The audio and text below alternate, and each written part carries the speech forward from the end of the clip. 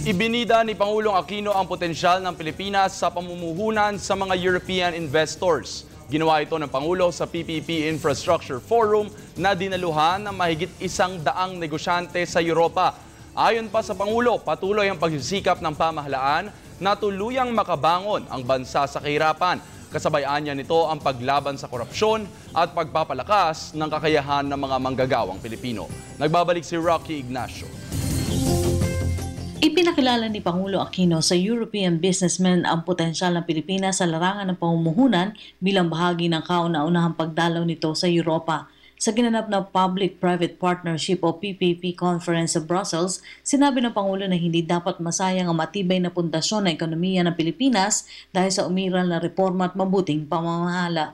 We understood the apprehension that businesses must have felt at the time given my predecessor's reputation born of constant allegations of wrongdoing.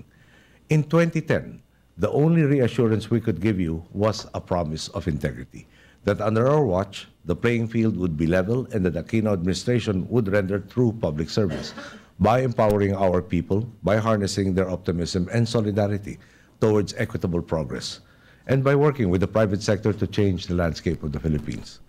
The promises we made to business and to the Filipino people were promises we intended to fulfill through good governance, transparency, and accountability.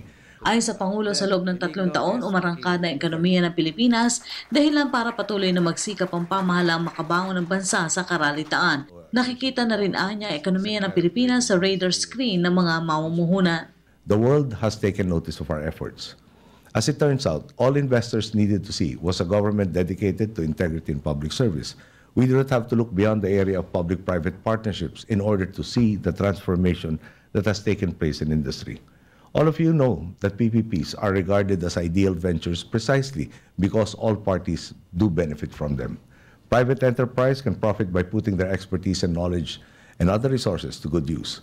Government is able to complete large-scale projects at a more opportune time for the benefit of the people.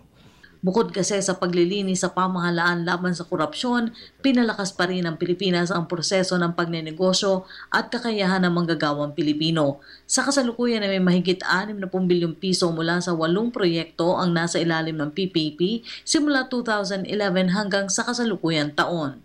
From the mere promise of reform that we gave businessmen back in 2010, today the results of our good governance agenda have allowed us to come so far, as we stand in front of so many potential partners. Today, I'm confident in telling you, take a look at what we have to offer. Listen to my colleagues, from the Executive Director of our PPP Center to the Secretaries of the Departments of Trade and Industry and the Department of Transportation and Communications. There is indeed a wealth of opportunity in the Philippines, and we hope to forge new partnerships or even broaden the existing ones. In the near future, partnerships where all parties involved will benefit and will contribute to the rise of Asia's next tiger.